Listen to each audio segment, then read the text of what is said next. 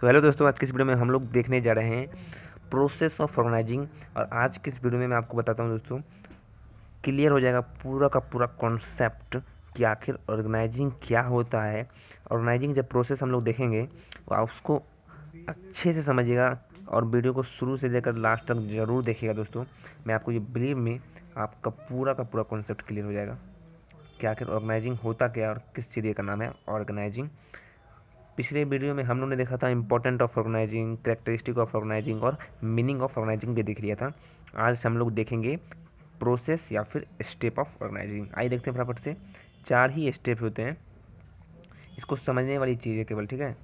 तो जो ऑर्गेनाइजिंग है ना, जो ऑर्गेनाइजिंग है सर, ऑर्गेनाइजिंग का 4 स्टेप है। 4 स्टेप से क्या होता है, ऑर्गेनाइजिंग पूरा हो जाता है। स्टेप और प्रोसेस का मतलब ही होता है कि जो सर ऑर्गेनाइजिंग जो कर रहे हैं ना, वो कैसे कैसे करना है। जो ऑर्गेनाइजिंग एक प्रोसेस है, आप भी जानते हैं और हम भी जानते हैं, तो आखिर वो किस तरीके से करते हैं। हम लोग जब प्लानिंग पढ़ रहे थे तो प्लानिंग का हम लोगों ने क्या देखा था सर, प्रोसेस देखा था कि प्लानिंग को हम लोग कैसे करते हैं। उसी प्रकार से हम लोग देखेंगे ऑर्गेनाइजिंग को हम लोग कैसे करते हैं। तो 4 स्टेप में हम लोग समझेंगे फटाफट से। पहला स्टेप होता है सर, पहला स्टेप होता है, लिखते जाइए आप लोग, आइडेंटिफिकेशन। पहला स्टेप है, कुछ नहीं करना पड़ता, सिंपली आइडेंटिफिकेशन करना पड़ता है। Identification, identification and division of work, ठीक है। Identification and division, identification and division of work. Identification and division of work करना पड़ता है। The first step of the organising is identification and division of work. Sir समझना है, मैं आपको बता देता हूँ। अगर 4 का 4 स्टेप अगर आप समझ जाते हैं ऑर्गेनाइजिंग का पूरा स्टेप, तो आप समझ जाइए कि आप ऑर्गेनाइजिंग चैप्टर सब कुछ समझ गए ऑर्गेनाइजिंग से, ठीक है। अगर आप 4 का 4 स्टेप अच्छे समझ जाते हैं तो आपको ऑर्गेनाइजिंग में जो चैप्टर है उसमें कोई भी आपको प्रॉब्लम नहीं होगा, ठीक है। सर आइडेंटिफिकेशन का मतलब क्या होता है, आइडेंटिफिकेशन का मतलब क्या होता है, पहचान। आइडेंटिफिकेशन का मतलब क्या होता है, पहचान होता है, ठीक है। आइडेंटिफिकेशन का मतलब क्या होता है, पहचान, ठीक है। आइडेंटिफिकेशन का मतलब क्या होता है सर, पहचान होता है, ठीक है। क्लियर है। आइडेंटिफिकेशन का मतलब क्या होता है, पहचान। डिवीजन का मतलब होता है बांटना। वर्क का मतलब होता है काम। सबसे पहले जब ऑर्गेनाइजिंग का प्रोसेस शुरू होता है तो पहला स्टेप में हम लोग काम को पहचानते हैं। जी हाँ दोस्तों, काम को हम लोग पहचानते हैं और डिवाइड कर देते हैं उस काम को। आइए देखते हैं। The first step, the first step of organising process is identification and division of work. क्या कहता है, आइए देखते हैं। Organising is the identification and division of work step. Total work is divided into different activity. Sir सबसे पहले हम लोग काम को देखते हैं कि ऑर्गेनाइजिंग में क्या क्या काम करना है। देखिए, फिर से एग्जांपल लेते हैं ताकि आप अच्छे समझेंगे। एग्जांपल लेते हैं फटाफट से। मान लीजिए आपका एक ऑर्गेनाइजेशन है टेलीविज़न का। आपका एक ऑर्गेनाइजेशन है किसका, टेलीविज़न का, ठीक है। ध्यान से समझिएगा, कोई जल्दबाजी नहीं है, ठीक है। एक बार समझ लीजिएगा तो आराम से आप याद रख पाओगे और किसी को भी समझा पाओगे, ठीक है। आइडेंटिफिकेशन का मतलब क्या होता है, पहचानना। किसको सर, काम को। तो सर एक मान लीजिए एक ऑर्गेनाइजेशन है, उसका काम है टीवी बनाना, टेलीविज़न को बनाना, ठीक है। तो आप भी बताइए टेलीविज़न में क्या क्या काम होगा। सबसे पहला पॉइंट, परचेज करना। परचेज करना, परचेज ऑफ रॉ मटेरियल, बिल्कुल लिख देता हूँ, आप समझ जाइएगा, रॉ मटेरियल। दूसरा, दूसरा क्या है, परचेज ऑफ। उसी प्रकार से हम लोग पहला सर समझ गए, पहला समझ गया कि परचेज ऑफ रॉ मटेरियल। दूसरा क्या है, दूसरा क्या है, दूसरा है परचेज ऑफ मैन्युफैक्चरिंग पार्ट, ठीक है। कोई मैन्युफैक्चरिंग पार्ट का क्या खरीदना है। तो ये सब क्या है सर, काम है। काम को पहचान रहे हैं कि जो टेलीविज़न हम लोग बनाएंगे उस टेलीविज़न को बनाने के लिए क्या क्या चीज़ लगेगा। तो भाई purchase of raw material, purchase of manufacturing part, उसी तरह से स्टॉक का काम है ना, उसी प्रकार से सेलिंग करना है, ठीक है, उसी प्रकार से एडवर्टाइजमेंट करना है। क्या करना है सर? एडवर्टाइजमेंट करना है, एडवर्टाइजमेंट करना है, ठीक है सर। ऐसे ऐसे बहुत सारे काम होते हैं, मार्केटिंग, एडवर्टाइजमेंट, फाइनेंसिंग। आपकी बुक में दिया हुआ है, बुक खोल लीजिए, प्रोडक्शन दिया है, स्टॉकिंग दिया है, रिसर्च करिए, एडवर्टाइजमेंट, सेल्स, ये सब। तो ये सर हम काम को पहचान लिए, हम पहचान लिए हैं कि भाई purchase of raw material, purchase of manufacturing part, stock, sales, marketing, ये सब क्या काम है।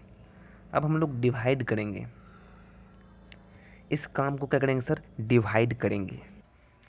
तो सर हम लोग डिवाइड भी कर दिए ना एक तरह से, काम को हम लोग पहचान भी लिए क्या क्या काम करना है, साथ ही साथ हम लोग काम को पहचान भी लिए और साथ ही साथ हम काम को बांट भी दिए कि एक काम है स्टॉक का, एक काम है सेल्स का, एक काम है परचेज करना रॉ मटेरियल, एक काम है परचेज करना मैन्युफैक्चरिंग पार्ट, एक काम है एडवर्टाइजमेंट करना, एक काम है फाइनेंशियल मैनेजमेंट करना। तो हम काम को पहचान भी दिए, साथ ही साथ काम को बांट भी दिए। तो दोस्तों ये था हमारा पहला स्टेप ऑफ ऑर्गेनाइजिंग।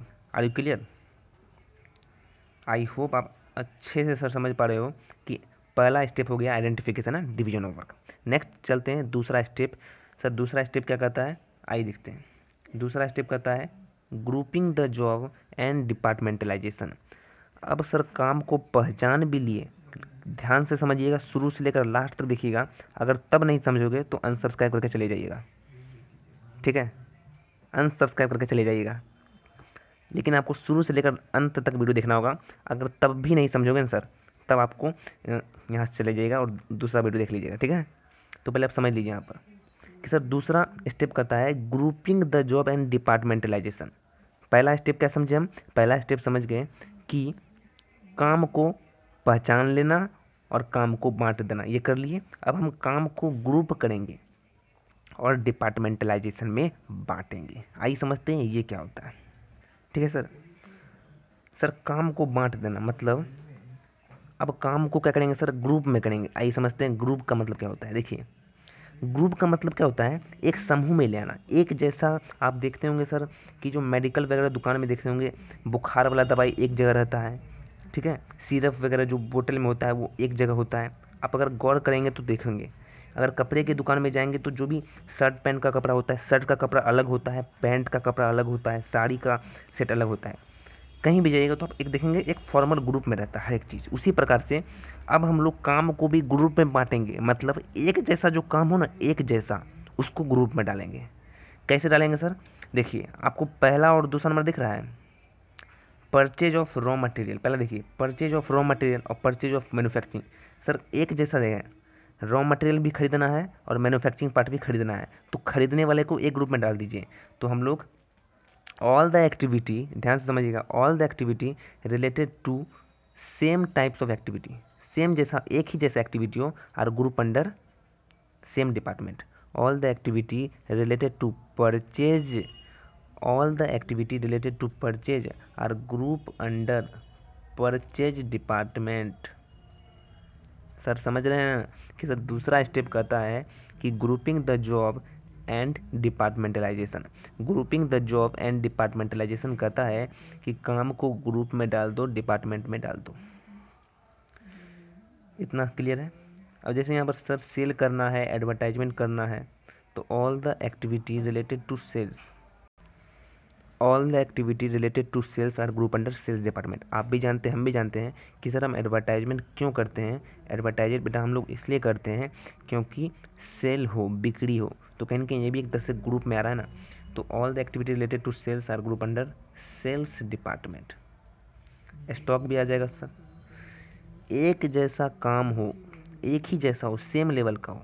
जितना भी काम परचेज का हो परचेज डिपार्टमेंट में डाल दो, जितना भी काम सेल्स का हो सेल्स डिपार्टमेंट में डाल दो। इसे ही कहते हैं grouping the job and departmentalisation. अब सर आप जब अपना बुक देखोगे, अब सर अपना बुक देखोगे तो आप देखोगे एक चीज़ कि उसमें दो पार्ट बताया है, that is first functional department and second divisional department.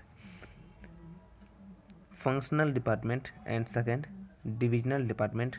Sir functional department किसको कहते हैं और डिविजनल डिपार्टमेंट किसको कहते हैं, आइए समझते हैं। सबसे पहले समझते हैं फंक्शनल डिपार्टमेंट किसको कहते हैं, ध्यान से समझिएगा। फंक्शनल डिपार्टमेंट कहते हैं उसको जो काम के हिसाब से बांट दिया गया हो। फंक्शनल डिपार्टमेंट मतलब होता है एक ऐसा डिपार्टमेंट जिसको काम के हिसाब से बांट दिया गया हो। जैसे सेल्स को अंडर सेल्स डिपार्टमेंट डाल दो, all the activity related to purchase under purchase department, all the activity related to sales under sales department, all the activity related to finance under finance department, all the activity related to production under production department। यही होता है function department. आइए समझते हैं बिल्कुल deeply, इसको लिखिएगा बाद में, पहले समझ लीजिए। Functional department, sir functional department कहलाता क्या है, मैंने आपको बताया काम के हिसाब से बांट देना, काम के हिसाब से ग्रुप करना, काम के हिसाब से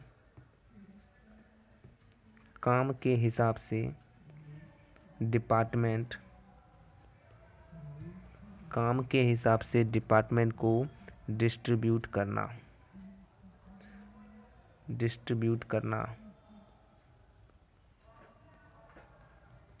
काम के हिसाब से सर, काम के हिसाब से डिपार्टमेंट को जब डिस्ट्रीब्यूट करते हैं, काम के हिसाब से जब डिपार्टमेंट को डिस्ट्रीब्यूट करते हैं उसको कहते हैं फंक्शनल डिपार्टमेंट। फॉर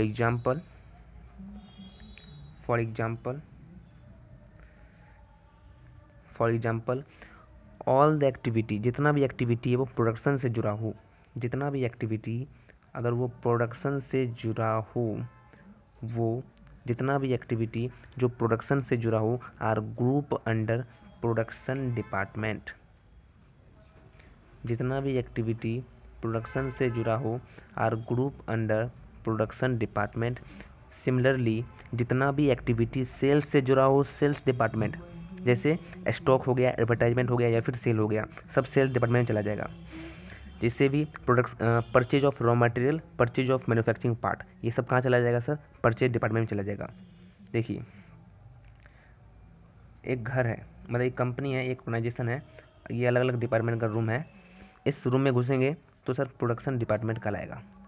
इस रूम में जितना भी एक्टिविटी हो रहा है सब प्रोडक्शन से जुड़ा हुआ हो रहा है।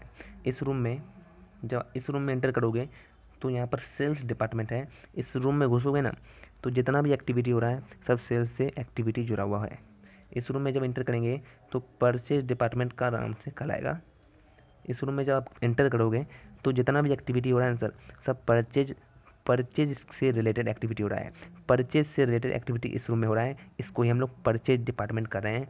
नो मैटर क्या खरीदा जा रहा है, चाहे रॉ मटेरियल हो, चाहे मैन्युफैक्चरिंग पार्ट हो, चाहे अदर थिंग्स, नो मैटर, केवल क्या हो रहा है यहाँ पर परचेज हो रहा है। इस रूम में क्या हो रहा है सर, इस रूम में क्या हो रहा है सर, सेल्स हो रहा है। कुछ भी बेचो, चाहे पार्ट बेचो चाहे कुछ भी बेचो, सेल्स हो रहा है। इस रूम में प्रोडक्शन हो रहा है, चाहे किसी भी चीज़ का प्रोडक्शन हो, नो मैटर बट प्रोडक्शन हो रहा है। इससे क्या होता है, एक तरह से डिपार्टमेंट बन जाता है और बहुत ही डिसिप्लिन मैनर में बनता है। तो सर हम लोग दूसरा स्टेप क्या देखा, ध्यान समझिएगा सर, हम लोगों ने दूसरा स्टेप क्या देखा, हम लोगों ने दूसरा स्टेप देखा कि फंक्शनल डिपार्टमेंट मतलब एक ऐसा डिपार्टमेंट जो कि काम के हिसाब से बांट दिया गया हो। Sales department, purchase department, production department, उस डिपार्टमेंट के अंदर हर चीज़ प्रोडक्शन का होता है, हर चीज़ सेल्स का होता है। सर डिविजनल डिपार्टमेंट किसको कहते हैं, डिविजनल डिपार्टमेंट का मतलब होता है कि प्रोडक्ट के नाम से डिपार्टमेंट को डिस्ट्रीब्यूट करना। प्रोडक्ट के नाम से जब डिपार्टमेंट को डिस्ट्रीब्यूट करते हैं तो उसे ही डिविजनल डिपार्टमेंट कहते हैं। जैसे मान लीजिए, एग्जांपल समझिए, मान लीजिए, रुकिए इसको मिटाने दीजिए, पूरा मिटाने दीजिए, इसको लिख लीजिएगा आप लोग, रुकिए इसको पूरा क्लियर करने दीजिए एक बार, रुकिए दोस्तों, क्लियर कर दिए, अब समझ आते हैं। टॉपिक है divisional department. Sir divisional department किसको कहते हैं, डिविजनल डिपार्टमेंट का मतलब होता है कि प्रोडक्ट के नाम से डिपार्टमेंट को बनाए। मान लीजिए कि ये कंपनी केवल टेलीविज़न बनाती है, एक ऐसा ऑर्गेनाइजेशन है जहाँ पर बहुत सारे सामान बनते हैं। जैसे मान लीजिए एक एग्जांपल लेते हैं सर, कि पहला उस ऑर्गेनाइजेशन में, उस कंपनी में स्टेशनरी का सामान भी बनता है, स्टेशनरी का भी सामान बनता है। दूसरा, उस ऑर्गेनाइजेशन में कॉस्मेटिक का भी सामान बनता है, उस ऑर्गेनाइजेशन में कॉस्मेटिक का भी सामान बनता है। तीसरा, उस ऑर्गेनाइजेशन में जितना भी इलेक्ट्रिकल सामान है, इलेक्ट्रिकल एप्लियंस है ना, एप्लीकेंस जो भी सामान है वो बनता है। तो समझ लीजिए कि उस ऑर्गेनाइजेशन में 3 तरह के प्रोडक्ट बनते हैं। पहला stationery, rubber, cutter, copy, books ये बनते हैं। कॉस्मेटिक जो भी क्रीम वगैरह होता है वो बनता है। और इलेक्ट्रिकल एप्लियंस जो भी बल्ब वगैरह हो गया, इलेक्ट्रिक लाइट, इलेक्ट्रिकल एप्लियंस जो भी होता है, मोटर वगैरह, वो बनता है। तो मान लीजिए सर, एक ही ऑर्गेनाइजेशन में 3 तरह के प्रोडक्ट बनना और भी बहुत सारे सब पार्ट बनना, तो कैसे इसको हम लोग मैनेज करते हैं? तो सर ये है हमारा बी, जो कि है डिविजनल डिपार्टमेंट। इसको काम के हिसाब से नहीं बांटेंगे, इसको हम लोग काम के हिसाब से नहीं बांटेंगे, इसको हम लोग प्रोडक्ट के नाम के हिसाब से बांटेंगे। जैसे सर हम उसमें हम लोग बांटे थे कि चाहे कोई भी हो, चाहे हम स्टेशनरी बना रहे हो, चाहे हम लोग कॉस्मेटिक का सामान बना रहे हो, चाहे हम लोग इलेक्ट्रिकल अप्लायंस बना रहे हो, अगर हम लोग खरीद रहे हैं, उसके जुड़े हुए रॉ मटेरियल खरीद रहे हैं, तो सब परचेज डिपार्टमेंट में। अगर उस कॉस्मेटिक का अगर हम लोग सेल कर रहे हैं, चाहे स्टेशनरी सेल कर रहे हैं, चाहे हम लोग इलेक्ट्रिकल अप्लायंस सेल कर रहे हैं, हर चीज़ सेल्स डिपार्टमेंट में चला जाएगा। लेकिन यहाँ पर ऐसा नहीं, यहाँ पर है प्रोडक्ट के नाम पर बनता है अलग अलग रूम। जैसे सेल्स के नाम पर अलग रूम बनाता है, यहाँ पर सेल्स के नाम पर और प्रोडक्शन के नाम पर नहीं बनेगा, यहाँ पर प्रोडक्ट के नाम पर रूम बनेगा। आइए समझते हैं इसको, आइए समझते हैं। चलिए, आई होप आपको समझ आ रहा होगा पूरा। यहाँ पर जैसे यहाँ पर कोई भी सेल्स डिपार्टमेंट प्रोडक्ट डिपार्टमेंट में नहीं बनेगा, यहाँ पर प्रोडक्ट के नाम पर बनेगा। पहला प्रोडक्ट का नाम क्या है सर? स्टेशनरी। पहला प्रोडक्ट का नाम क्या है? Stationery department. All the activity related to stationery product are group under stationery department. चाहे स्टेशनरी डिपार्टमेंट, इस रूम के अंदर जब आप एंटर करोगे तो क्या होगा? हर एक एक्टिविटी होगा, स्टेशनरी से जुड़ा हर एक एक्टिविटी होगा, जैसे purchase, sales, production, marketing, finance, stocking, advertisement. मतलब उस प्रोडक्ट से रिलेटेड जब कंपनी बहुत सारी प्रोडक्ट बनाने लगती है ना, तो सेल्स डिपार्टमेंट, परचेज डिपार्टमेंट नहीं बनता है, प्रोडक्ट का नाम का डिपार्टमेंट बनता है, जैसे स्टेशनरी डिपार्टमेंट, और उसका मैनेजर बनता है। ठीक है। All the activity related to stationery, all the activity related to stationery are grouped under stationery department. Similarly, all the activity related to under cosmetic, C से cosmetic, D से department। इस room के अंदर inter करोगे तो हर एक activity होगा related to cosmetic department. जैसे परचेज का काम होगा कॉस्मेटिक में, सेल्स, एडवर्टाइजमेंट, प्रोडक्शन, मार्केटिंग, ये सब होगा। तीसरा रूम में जब से आप इंटर करोगे, तीसरा रूम में जैसे आप इंटर करोगे, all the activity related to electrical appliance department, all the activity related to electrical appliance are group under one department। electrical appliance department के नाम से रूम बनेगा, जिसके अंदर जब आप एंटर करोगे तो उसमें परचेज भी होगा, प्रोडक्शन भी होगा, मार्केटिंग भी होगा, फाइनेंसिंग होगा, एडवर्टाइजमेंट भी होगा, हर एक चीज़ इलेक्ट्रिकल अप्लायंस से जुड़ा हुआ होगा। तो आई होप दोस्तों बिल्कुल क्लियर हो गया होगा। अब हम लोग रीड डाउन करते हैं इसको फटाफट से। चलिए, functional department, in this method job related to common function are group under one department। जैसे sales related sales department, purchase related purchase department। Clear. आइए डिविजनल डिपार्टमेंट देखते हैं। Divisional department, in case of divisional department organization is producing more than one type of product. एक से ज़्यादा product जब organization बनाएगी, एक से ज़्यादा प्रोडक्ट जब ऑर्गेनाइजेशन बनाएगी, then they prefer divisional department. One product are group under one department. मैंने बताया ना, स्टेशनरी डिपार्टमेंट को स्टेशनरी प्रोडक्ट को स्टेशनरी डिपार्टमेंट, कॉस्मेटिक प्रोडक्ट को कॉस्मेटिक डिपार्टमेंट बना देना होता है। सिमिलरली एग्जांपल है टेक्सटाइल का परचेजिंग, सेल्स, प्रोडक्शन सारा का सारा टेक्सटाइल डिपार्टमेंट के अंदर होगा। स्टेशनरी का परचेज, सेल, प्रोडक्शन और भी एक्टिविटी सब स्टेशनरी डिपार्टमेंट में होगा। ये था हमारा दोस्तों दूसरा स्टेप, थोड़ा सा लेंदी था लेकिन समझने वाला बात है, ठीक है।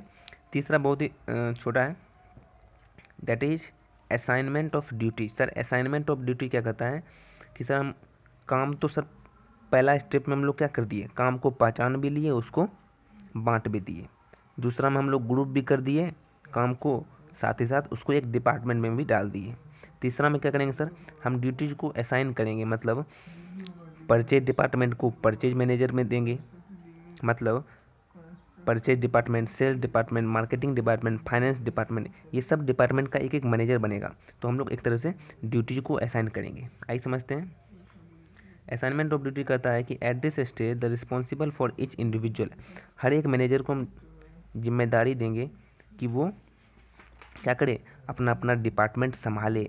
परचेज मैनेजर परचेजिंग डिपार्टमेंट संभालेगा, सेल्स मैनेजर सेलिंग डिपार्टमेंट संभालेगा, मार्केटिंग मैनेजर मार्केटिंग डिपार्टमेंट संभालेगा। और and these are also important to match the work and the capable as their skill as their knowledge के अनुसार उसे बांट देना है। आप बुक प्रीफर करता हूँ मैं, बुक को आप लोग रखिए अपने सामने और नोट्स कॉपी को रखते जाइए, लिखते जाइए, ठीक है। ये जितना भी PDF दिख रहा है आपको, ये सारा का सारा PDF मिलेगा हमारे टेलीग्राम चैनल पर, ज्वाइन जरूर से हो जाएगा। लिंक दिया गया है डिस्क्रिप्शन में, @VCC03 जरूर से जरूर ज्वाइन हो जाएगा, ठीक है। इसमें मिलेंगे आपको बहुत ही इंपॉर्टेंट क्वेश्चन और भी बहुत कुछ इन्फॉर्मेशन आपको मिलेगा। ये था दोस्तों हमारा तीसरा पॉइंट, असाइनमेंट ऑफ ड्यूटीज। आइए दोस्तों देखते हैं चौथा point, that is establishing reporting relation. Sir establishing reporting relationship क्या कहलाता है? एस्टेब्लिशिंग रिपोर्टिंग रिलेशनशिप मतलब होता है कि सर हम प्रोडक्ट अलग अलग डिपार्टमेंट बांट भी दिए, साथ ही साथ परचेज मैनेजर भी बना दिए, सेल अलग अलग डिपार्टमेंट का अलग अलग मैनेजर बना दिए। अब आखिर हम मैनेजर जो काम देगा ना, जो अलग अलग लोगों को, तो ऐसे कैसे पता चलेगा कि कौन उसका सुपीरियर है, कौन उसका सबऑर्डिनेट है, कौन रिस्पॉन्सिबल लेगा? तो उसको एक तरह से इंटर रिलेट करते हैं एस्टेब्लिशिंग रिपोर्टिंग रिलेशन। एक रिपोर्टिंग रिलेशन को एस्टेब्लिश करते हैं, स्थापित करते हैं कि भाई तुम इसको ये संभालोगे, इसको ये संभालोगे। तो एक तरह से समझ लीजिए, आप बुक थोड़ा देख लीजिएगा, ठीक है। सुपीरियर साथ ही साथ सबऑर्डिनेट, सुपीरियर साथ ही साथ सबऑर्डिनेट, ये दोनों के बीच में एक रिलेशन बताता है कि तुम्हारे पास कितना अधिकार है, तुम्हारे पास कितना जिम्मेदारी, ये सब करने का एक तरह से यही इंटर रिलेशन करता है। सिंपली यही था दोस्तों। चौथा पॉइंट कहता है at this stage when 2 or more person work together so it is very very essential for inter relate their relationship and everybody should know who is his superior and who is his subordinate. For example, जैसे purchase manager will be superior, purchase manager will be superior, जो purchase manager होगा वो superior होगा, बड़ा होगा of all manager, जितना भी employ है उससे क्या होगा सर, सुपीरियर होगा। Purchase manager will superior for all employ of the purchase department. जो सर परचेज डिपार्टमेंट में जो मैनेजर होगा, जो परचेज डिपार्टमेंट का मैनेजर कौन होगा? Purchase manager is the superior. और परचेज मैनेजर के अंदर जितने भी एम्प्लॉय आएंगे वो सब क्या होंगे, सबऑर्डिनेट। तो एक तरह से इंटर रिलेट करता है और बतलाता है कि क्या तुम्हारे पास रिस्पॉन्सिबिलिटी है, क्या तुम्हारे पास अकाउंटेबिलिटी है। तो दोस्तों यही था हमारा 4 का 4 स्टेप। आई होप आप अच्छे से समझ होंगे। रिवीजन करते हैं। पहला है step identification and division of work. दूसरा स्टेप है grouping the job and departmentalisation. Group करते हैं और डिपार्टमेंटलाइजेशन करते हैं 2 तरीके से। पहला फंक्शनल डिपार्टमेंट, काम के हिसाब से बांट देना। डिविजनल डिपार्टमेंट, प्रोडक्ट के नाम के हिसाब से बांट देना। तीसरा असाइनमेंट ऑफ ड्यूटी असाइन करते हैं। Purchase department purchase manager, sale department sale manager, ठीक है। चौथा पॉइंट है establishing reporting relation. Reporting relation को एस्टेब्लिश करते हैं सुपीरियर सबऑर्डिनेट को। परचेज डिपार्टमेंट का जो मैनेजर होता है वो सुपीरियर होता है, उसके अंदर जो काम करते हैं वो एम्प्लॉय सबऑर्डिनेट होते हैं। बस ये इंटरलेशन करता है। तो चौथा पॉइंट बहुत ही छोटा था, समझ लेने का था। आप लोग बुक एक बार रीड कर लीजिएगा। आज के लिए इतना ही, मिलते हैं इसके नेक्स्ट वीडियो में सर देखेंगे टाइप्स ऑफ ऑर्गेनाइजेशन और अच्छे समझेंगे कि ऑर्गेनाइजेशन के 2 टाइप होते हैं, फॉर्मल इनफॉर्मल, और सबका देखेंगे अच्छे से। अगर आप लोग टेलीग्राम चैनल पर ज्वाइन नहीं हुए तो फटाफट से हमारे टेलीग्राम चैनल पर ज्वाइन जरूर हो जाइएगा। @VCC03 सर्च कीजिएगा या फिर आपको मिलेगा हमारे टेलीग्राम चैनल का लिंक डिस्क्रिप्शन में, ज्वाइन जरूर से हो जाएगा। Thank you.